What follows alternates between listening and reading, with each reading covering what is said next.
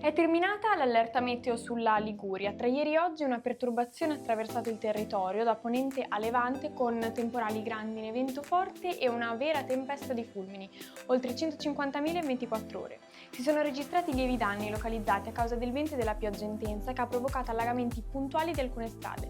I principali corsi d'acqua si sono ingrossati rimanendo però sempre sotto i livelli di guardia.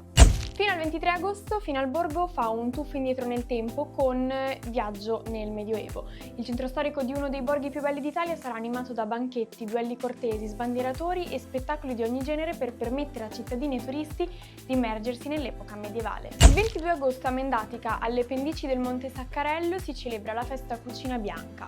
La kermesse gastronomica propone i piatti storici dei pastori fatti con latte, formaggio e verdure di colore bianco per ricordare l'antica civiltà delle malghe e della transumanza attraverso i suoi piatti tradizionali.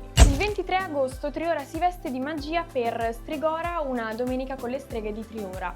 L'evento animerà il borgo con misteri, leggende e atmosfere d'altri tempi per la gioia di appassionati di folklore, viaggiatori curiosi e famiglie in cerca di magia. Rimanete aggiornati sui nostri canali social.